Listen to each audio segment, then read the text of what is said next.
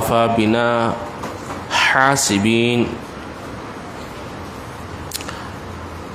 اللہ رب العالمین فرماتا ہے قیامت کے دن ہمارے پاس ایسے ترازو رکھے ہیں جو عین انصاف کریں گے، عین انصاف تولیں گے، پھر کسی شخص پر کچھ بھی ظلم نہیں کیا جائے گا۔ اگر کسی کے پاس رائی کے دانے کے برابر بھی عمل ہوگا تو ہم اسے لے آئیں گے اور ہم حساب لینے والے کافی ہیں۔ یہاں غور کیجئے، وَنَضَعُ الْمَوَازِينَ الْقِسْطَ، موازین کہا جا رہا ہے، یعنی ترازو نہیں، ترازویں ہوں گے۔ اور یہاں موازین جو لفظ لایا گیا ہے، یہ ترازو کون سی ہے؟ کیلکولیٹر والی ترازو ہے۔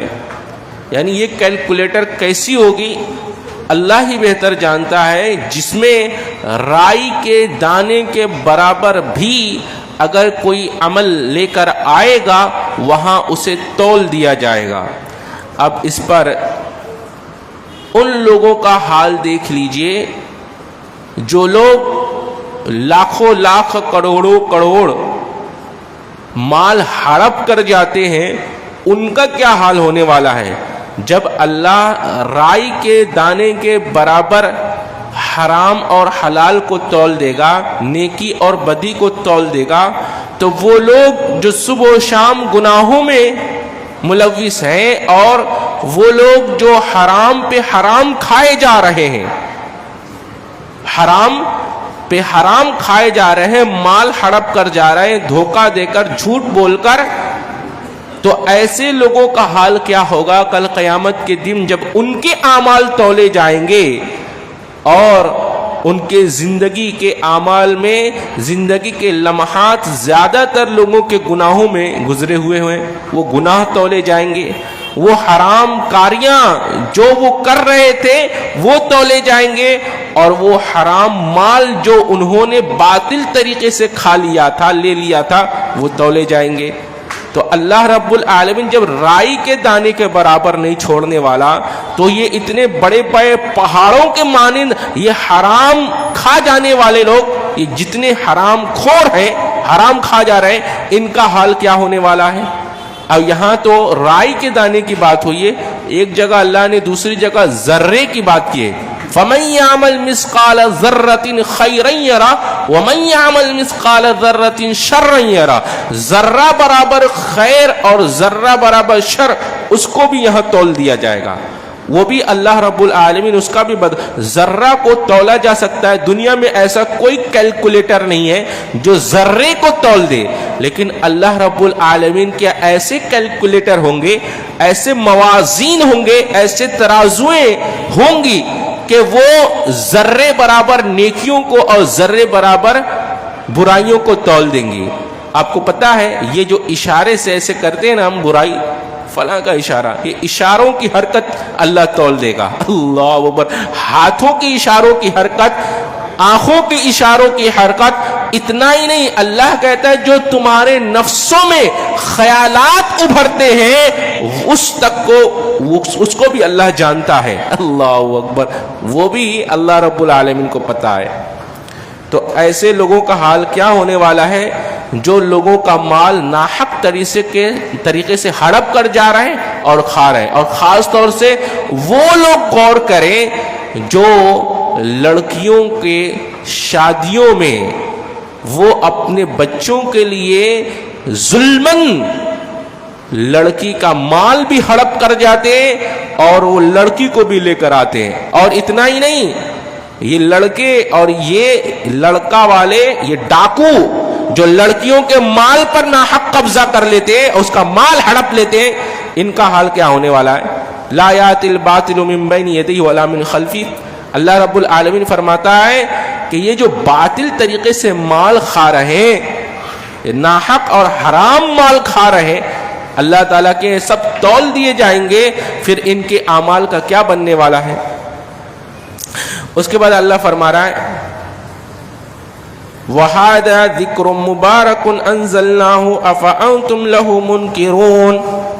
اللہ کے یہاں یہ کتاب کے بارے میں اللہ فرماتا ہے یہ ایک بابرکت نصیحت ہے جسے ہم نے نازل کیا ہے، یہ بابرکت نصیحت ہے جسے ہم نے نازل کیا ہے۔ معلوم کیا ہوا؟ جسے برکت چاہیے وہ اللہ کی بابرکت نصیحت کو قبول کر لے تو اللہ اس کے علم میں، عمل میں، ایمان میں، رزق میں، تجارت میں، اولاد میں، ہر چیز میں اللہ برکت ہی برکت عطا فرما دے گا۔ بھائی برکت سے مبارک چیز کو آپ اپنائیں گے، آپ مبارک بن جائیں گے۔ سمجھ میں آیا؟ اللہ کہتا ہے ہم نے جو نازل کیا ہے یہ ایک بابرکت نصیحت ہے جسے ہم نازل کر رہے ہیں، جس نے ہم نے نازل کیا ہے۔ تو جو اس مبارک نصیحت کو قبول کر لے گا وہ خود بھی مبارک ہو جائے گا، اور اس کا مال، اس کی تجارت، اس کی اولادیں اور اس کی زندگی، اس کی دنیا، اس کی آخرت سب بابرکت ہو جائے گی۔ تو اللہ کی بابرکت نصیحت کو قبول کر لو، دنیا اور آخرت میں مبارک بن جاؤ گے، یہ اللہ نے فرمایا۔ آگے دیکھیے، اب ابراہیم علیہ السلام کا واقعہ شروع ہو رہا ہے۔ ابراہیم علیہ السلام کو اللہ نے شروع سے ہی رشد عطا فرما دیا تھا، ہدایت کی ایک روشنی دے دی تھی۔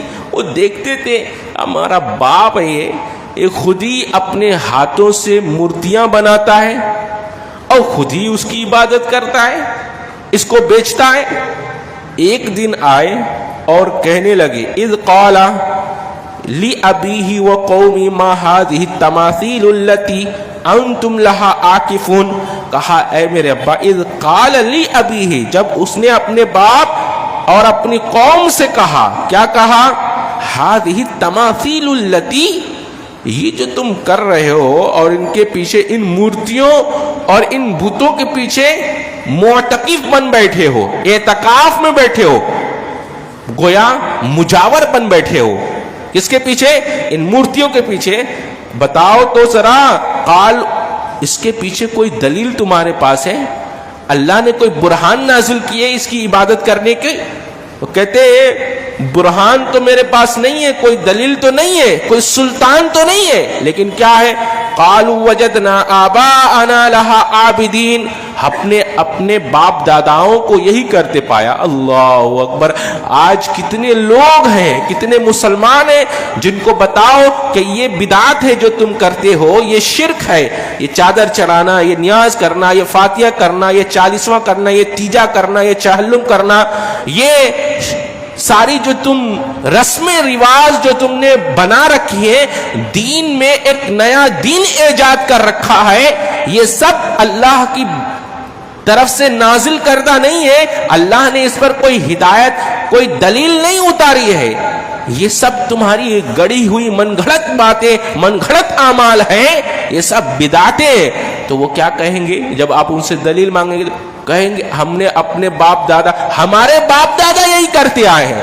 تو ان کے پاس بھی یہی دلیل تھی جب حضرت ابراہیم علیہ السلام نے ان سے پوچھا اے میرے ابا، اے میری قوم، یہ تو بتاؤ جن مورتیوں کی تم عبادت کرتے ہو، بھلا ان کی عبادت پر اللہ نے کوئی دلیل نازل کی ہے؟ اللہ نے اس کی عبادت کا حکم دیا ہے؟ وہ کہنے لگے قالوا وجدنا آباءنا لها عابدین، ہم نے اپنے باپ داداؤں کو یہی کرتے ہوئے پایا۔ سمجھ میں آیا؟ تو ہدایت کے قبول کرنے میں جو رکاوٹیں ہوئی ہیں وہ آسنی شروع سے ہی باپ داداؤں کی اندھی تقلید اور باپ داداؤں کے دین کی پیروی، باپ داداؤں کی دین کی پیروی، یہ اللہ کی نازل کردہ ہدایت میں اس کی اتباع میں یہ رکاوٹیں ہوئی ہیں، ہمیشہ سے یہ رکاوٹ ہوئی ہے۔ تو باپ دادا کے دین کی اتباع نہ کرو، اللہ نے جو نازل کیا ہے اس نازل کی ہوئی ہدایت کی اتباع کرو۔ اب آگے دیکھیے اللہ کیا فرماتا ہے۔ اچھا کہا قال لقد کنتم انتم وآباؤکم فی ضلال مبین، کہتے ہیں اچھا تمہارے باپ دادا گمراہ رہے، تم باپ دادا کو کہہ رہے ہیں نا کہ باپ دادا، اللہ کہتا ہے ضلال، وہ کھلی گمراہی میں تھے، ضلال مبین، کھلی گمراہی میں تھے۔ قالوا اجئتنا بالحق ام انت من اللاعبین، جب انہوں نے یہ بات کہی وہ گویا اس کو کھیل تماشا، اس کو ہنسی مذاق سمجھنے لگے، کہنے لگے ارے یہ تم کیسی، یعنی بتوں کی عبادت پر اس قدر انہیں یقین تھا کہ جب انہوں نے کہا کہ تمہارے ماں باپ دادا تو کھلی گمراہی پہ تھے، وہ کہنے لگے انتم من اللاعبین، کیا آپ ہم سے کھیل کر رہے ہیں؟ یعنی اس کو انہوں نے کھیل سمجھ لیا کہ یہ مذاق ہے، کوئی حقیقت نہیں ہے. پھر آگے انہوں نے فرمایا یہ مذاق نہیں ہے، یہ حقیقت ہے، یہ تمہارے باپ دادا گمراہی پہ تھے، کھلی ہوئی گمراہ، ضلال مبین، کھلی ہوئی گمراہی میں تھے. پھر کہا وَتَاللَّهِ، اللہ کی قسم کھائی، اللہ کی قسم، وَتَاللَّهِ لَأَكِيدَنَّ أَصْنَامَكُمْ بَعْدَ أَن تُوَلَّوْا مُدْبِرِينَ، میں ضرور ہی تمہیں تمہارے بتوں کے ساتھ ایک خفیہ تدبیر کرنے والا ہوں. کیا کرنے والے تھے؟ کہا تم نکلو تو صحیح، تم جاؤ تو صحیح یہاں سے، ابھی تمہارے بتوں کے ساتھ میں کیا کرنے والا ہوں وہ دیکھو گے تم. فَجَعَلَهُمْ جُزَازًا إِلَّا كَبِيرًا لَهُمْ لَعَلَّهُمْ إِلَيْهِ يَرْجِعُونَ. جب وہ نکل گئے ہیں سب اپنے اپنے کہاں میلوں میں نکل گئے، وہ گئے بت خانے میں، اور جتنے بتیں تھیں، جتنی مورتیاں تھیں، ان سب کو کلہاڑے سے توڑ ڈالا ہے، اور وہ بڑے والا بت کے اوپر اس کلہاڑی اس کے کندھے پہ ٹانگ کر چلے آئے. اچھا اب یہ لوٹے تو لوٹ کر دیکھتے ہیں ان کی قوم یہ بتوں کا حال، یہ سب ٹوٹے بکھرے ہوئے پڑے ہیں، ایک ہی بت کھڑا ہے اور اس پہ کلہاڑا ٹنگا ہوا ہے. دیکھیں کہنے لگے پس انہوں نے ٹکڑے ٹکڑے کر دیا، سو ایک کے اوپر کلہاڑا رکھ دیا. جب لوٹ کر دیکھ رہے قالوا من فعل هذا بآلهتنا انه لمن الظالمین، قوم لوٹ کر کہنے لگی یہ ہمارے معبودوں کا حال کس نے کیا، بڑا ظالم ہے وہ شخص جس نے ایسا کام کیا ہے. اچھا تو وہاں لوگ جو موجود تھے انہوں نے کہا قالوا سمعنا فتى يذكرهم يقال له ابراہیم، ہم نے ایک نوجوان کو سنا ہے جو ہمارے بتوں کا ذکر کرتا رہتا ہے جسے ابراہیم کہتے ہیں، ہم نے اس نوجوان کو سنا ہے. یہاں پر ایک مفسر نے بڑی شاندار بات لکھی ہے. دیکھیے قوم کی نظر میں حضرت ابراہیم علیہ السلام محض ایک نوجوان تھے، ایک عام نوجوان. دیکھیے فتى یذکرہم، کہا ایک نوجوان کو ان کا ذکر کرتے ہوئے سنا ہے، لیکن اللہ رب العالمین کے نزدیک یہ ایک نوجوان الامہ پوری امت ہے، اور اس کے بالمقابل میں پوری قوم کی کوئی حیثیت نہیں، یہ اکیلے ایک امت ہے. اللہ اکبر. گویا لوگ تمہیں کس نگاہ سے دیکھتے ہیں اس کی پرواہ نہ کرو، یہ پرواہ کرو کہ اللہ کی نگاہ میں تمہاری کیا حقیقت ہے. اللہ اکبر. یہ آدمی کو سوچنا چاہیے. قوم کی نظر میں وہ ایک نوجوان ہے عام، لیکن اللہ کی نگاہ میں وہ ایک پوری امت ہے. اللہ اکبر. اچھا ایک صحابی رسول تھے، وہ کھجور پہ چڑھے ہوئے تھے، تو ان کی پتلی پتلی ٹانگیں کھجور کی ڈالیوں سے لٹک رہی تھی، اور صحابہ کرام نیچے بیٹھے تھے، اور دیکھا وہ پتلی پتلی ٹانگیں لٹک رہی ہیں، اور دیکھ کر ہنس پڑے. اللہ کے رسول کو کیا ہوا؟ کہا اللہ کے رسول دیکھے پتلی پتلی ٹانگیں لٹک رہی ہیں. کہا کہ ان پتلی ٹانگوں کو نہ دیکھو، موازین میں، کہا اللہ کے ترازو میں یہ ٹانگیں احد پہاڑ سے زیادہ وزنی ہے. اللہ اکبر. احد پہاڑ سے زیادہ وزنی ہے. یہاں ان ٹانگوں کے وزن، یہ یہاں پتلی ٹانگیں دکھ رہی ہیں، وہاں بڑا وزنی ہے یہ. یعنی وہ صحابی رسول ہے. اللہ اکبر. ان کی نیکیاں، ان کے اعمال، ان کے عقائد، ایک مد اللہ کی راہ میں خرچ کر دے تمہارے سونا کا پہاڑ کا سونا، وہ اللہ کی راہ میں خرچ کرنے سے بہتر ہے ان کی راہ میں. اللہ ایسے لوگ تھے. تو کہا ان کی نظر میں یہ ایک نوجوان تھے، لیکن اللہ ان کو پوری امت کہتا ہے. تو کہتے ہیں کہ ایک نوجوان کو ہم نے سنا جسے ابراہیم کہتے ہیں، وہ ہمارے بتوں کا ذکر کرتا ہے. قالوا فأتوا به على اعین الناس لعلهم يشهدون، لاؤ ان کو لوگوں کی نگاہ میں سب کے سامنے پیش کرو، کون ہے وہ جس نے ہمارے بتوں کا یہ حال کیا. قالوا اانت فعلت هذا بآلهتنا یا ابراہیم، کہنے لگے اے ابراہیم کیا تو نے ہمارے ان معبودوں کا یہ حال کیا ہے، کیا تو نے ہمارے معبودوں کا توڑا ہے. کہتے ہیں کہ انہی سے پوچھ لو، ہم نے نہیں. یہ جو کلہاڑا جن کے کندھے پر لٹکا ہے یہ بڑے والے نے ان چھوٹوں کو توڑ ڈالا. اللہ اکبر. انہی سے پوچھ لو. وہ کہنے لگے قال بل فعلوا، انہوں نے کہا ان کے بڑے نے کیا. قال بل فعلوا کبیرہم، یہ بڑا والا جو ہے اس نے کیا ہے. ھذا فاسألهم ان كانوا ينطقون، ان سے پوچھ لو اگر یہ بولتے ہو. ثم नुकिसु अला रुऊसिहिम, फिर वो अपने सरों पर उल्टे आए दिए गए। वो कहने लगे भला ये पूछने के लिए इनसे कह रहे ये बुत कब से बोलने लगे, ये कहाँ बोलने वाले। और कहने लगे ए इब्राहिम तू जानता है कि ये बोलते नहीं है। काला फताबुदून मिन दूनिल्लाहि मा ला यनफउकुम शैअन वला यदुरुकुम।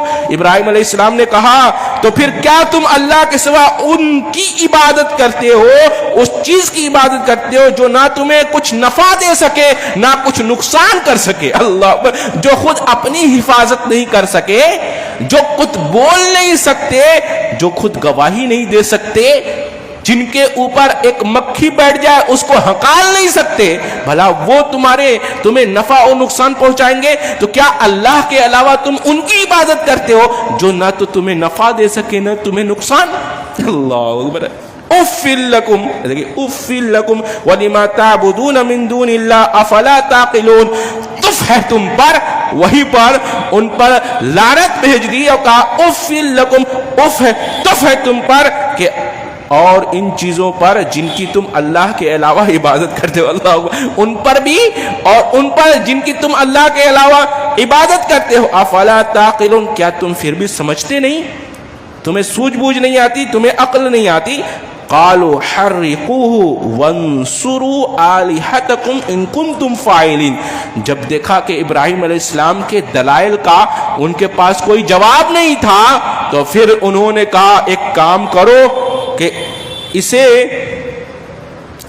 अपने माबूदों की अगर तुम मदद करना चाहते हो तो इनको जला दो, इनको जला दो। उन्होंने कहा इसे जला दो, अपने माबूदों की मदद करो अगर तुम कुछ करने ही वाले हो। मालूम क्या हुआ, जब दलाइल का खात्मा हो जाए तो आदमी मारपीट पे उतर आता है। जब दलाइल से बात नहीं बनती तो फिर इंसान मारपीट पे उतर आता है। तो सामने वाले का हाथ पांव खड़ा कर लेना, जान लीजिए दलील खत्म हो गई। अब उसके पास अपने मौकिफ को साबित करने की कोई दलील मौजूद नहीं रही। तो उन्होंने कहा अगर तुम करना चाहते हो तो ऐसा करो कि इनको जला डालो। अब जलाने के लिए लकड़ियां इकट्ठा की गई और उनमें उन आग में फेंकने के लिए मुंजनीक बनाई गई, उसमें डालकर फेंकने के लिए, और फेंका जाने लगा। जब फेंका जाने लगा उसी वक्त हजरत इब्राहिम अलैहिस्सलाम को हुक्म हुआ, आपने फरमाया हस्बुनल्लाहु व निअमल वकील। अल्लाहु अकबर। ये कलमा ऐसा कलमा मालूम है, अल्लाह के रसूल सल्लल्लाहु अलैहि वसल्लम ने पढ़ा, अल्लाह ने फरिश्तों की मदद उतार दी। और हजरत इब्राहिम अलैहिस्सलाम ने पढ़ा, कहा कुल्ना, हमने कहा। अल्लाह अकबर। ये जहां कहीं आता है ना हम ऐसा कर रहे हैं, हमने कहा, बात सामने असबाब मौजूद नहीं होते लेकिन मामला फिर भी बन जाता है। बगैर सबब के मसला हल हो जाता है। जहां हुक्म होता है कुल्ना, हमने कहा। अल्लाह ताला ने मूसा अलैहिस्सलाम को भी कहा कुल्ना, हमने कहा, हुक्म दिया, दरिया फटकर रास्ता बन गया। कुल्ना, हमने कहा, वो जो लकड़ी था, वो जो असा था, वो सांप बन गया। हमने कहा। तो पावर नबी में या लाठी में या और किसी चीज में नहीं है, पावर है कुल्ना, हमने कहा। जहां अल्लाह का हुक्म होता है मामला सब सही हो जाता है। आग में इन लोगों ने फेंक दिया, कुल्ना, हमने कहा, या नारुकूनी, वो नार से, वो आग से कहा। अल्लाह, आग पर भी उसकी हुकूमत, पानी पर भी उसकी हुकूमत, पहाड़ों पर भी उसकी हुकूमत, आसमानों पर भी उसकी हुकूमत, जमीनों पर भी उसकी हुकूमत, हर शय उसकी हुक्म की ताबेदार है। अल्लाह अकबर। कुल्ना या नारुकूनी, हमने आग को हुक्म दिया, क्या दिया, बरदन व सलामन अला इब्राहिम।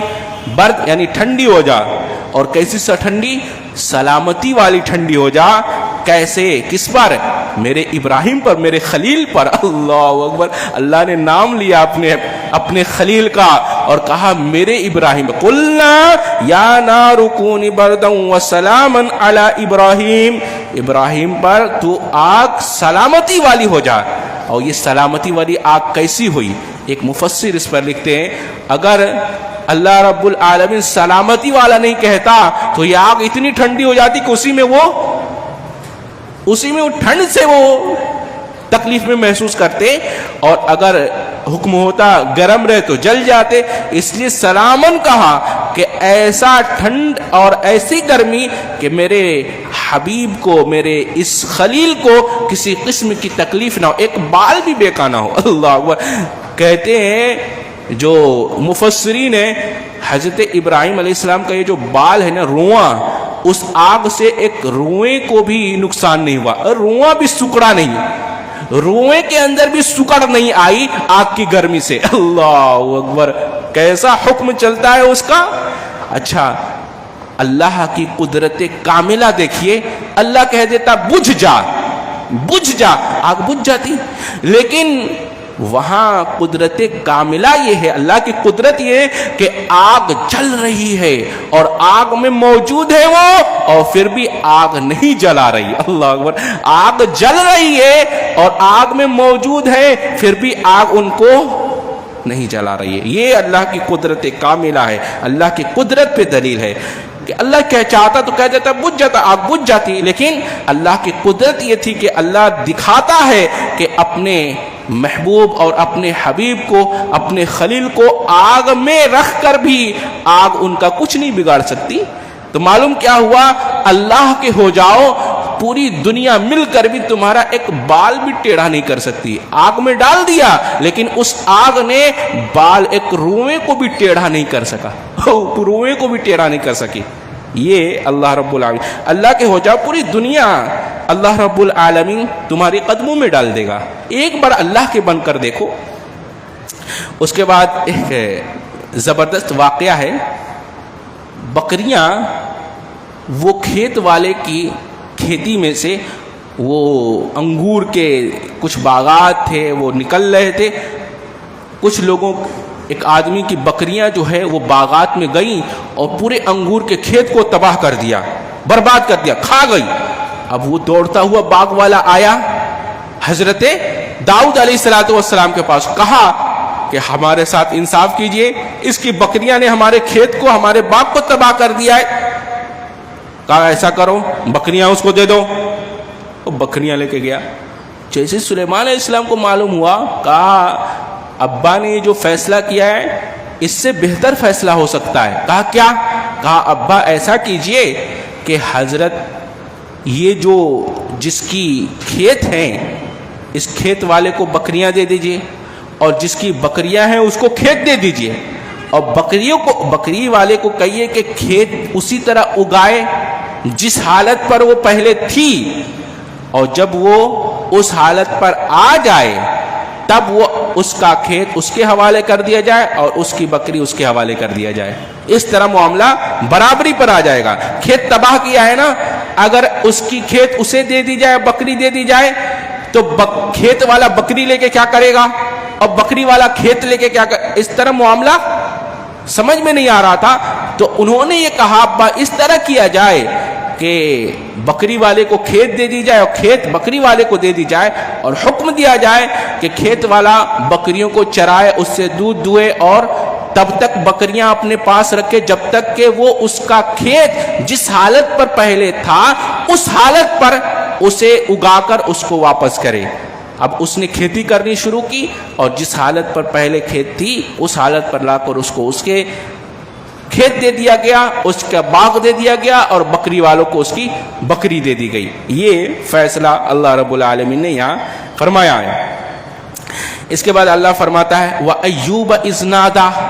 دیکھیے پہلے یہاں حضرت ایوب علیہ السلام کا ذکر ہے۔ حضرت ایوب علیہ السلام نے اللہ کو پکارا، اذ نادا، ندا لگائی مصیبت میں، اور پھر حضرت زکریا علیہ السلام کا ذکر ہے، انہوں نے اللہ کو ندا لگائی۔ پھر زکریا علیہ السلام کے بعد حضرت یونس علیہ السلام کا ذکر ہے، انہوں نے اللہ کو ندا لگائی۔ اس میں کئی نبیوں کا، 3-4 نبیوں کا ذکر ہے، سب نے اپنی اپنی مصیبت میں اذ نادا اذ نادا اذ نادا، اللہ کو ندا لگائی، اللہ کو پکارا۔ اور جب اللہ کو پکارا، اللہ نے سارے لوگوں کی پکار فاستجبنا لہ، سب کو قبول کر لیا۔ حضرت ایوب علیہ السلام ندا لگا رہے وَأَيُّوبَ إِذْ نَادَىٰ رَبَّهُ أَنِّي مَسَّنِيَ الضُّرُّ وَأَنْتَ أَرْحَمُ الرَّاحِمِينَ، کہا اے میرے رب، ہمیں بیماری نے ایسے مس کر دیا ہے, انی مس کر دیا ہے. بیماری کتنی لمبی تھی, پھر بھی دیکھیے انداز بیاں اللہ سے کیسے کر رہے ہیں.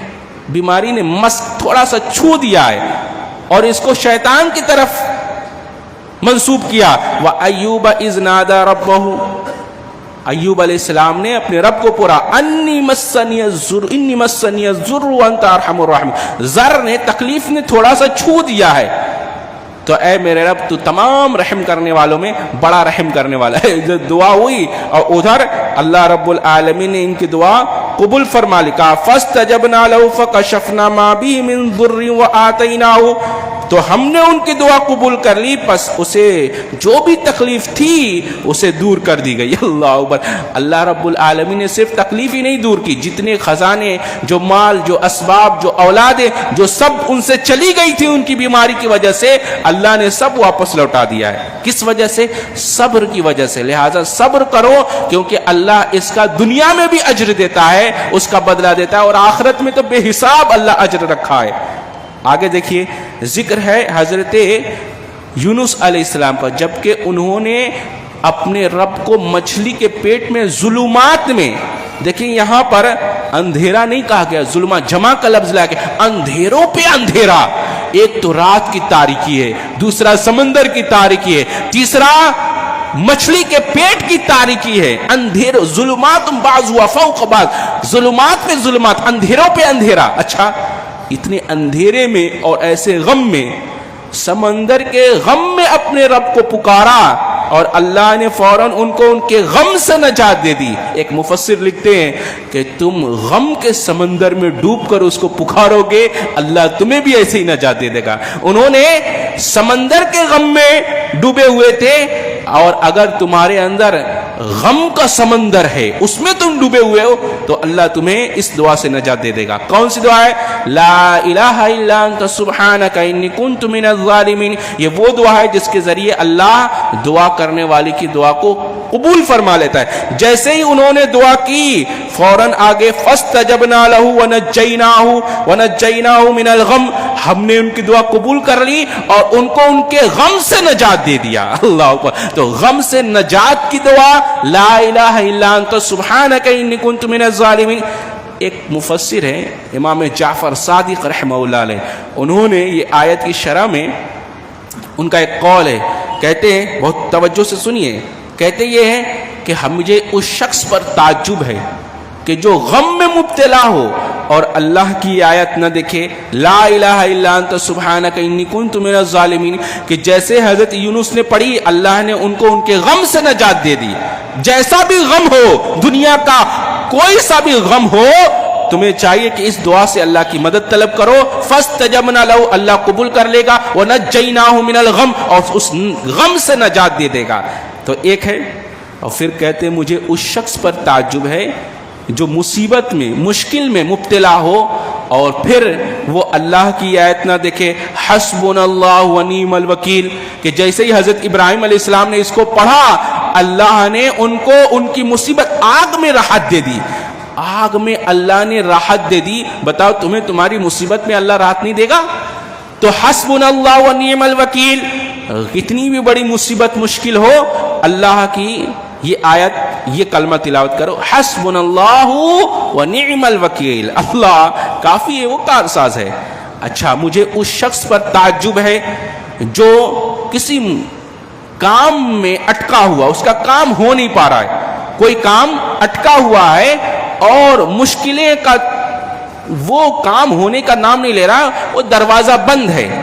تو وہ یہ آیت اللہ کی نہ دیکھے, وَأُفَوِّضُ أَمْرِي إِلَى اللَّهِ, کہ اپنے معاملے اللہ کے سپرد کر دو, تو اللہ فوراً وہ کام آسان کر دے گا. وہ کام, وہ مشکلیں آسان ہو جائیں گی. جو کام اٹکا ہوا ہوگا اللہ نکال دے گا.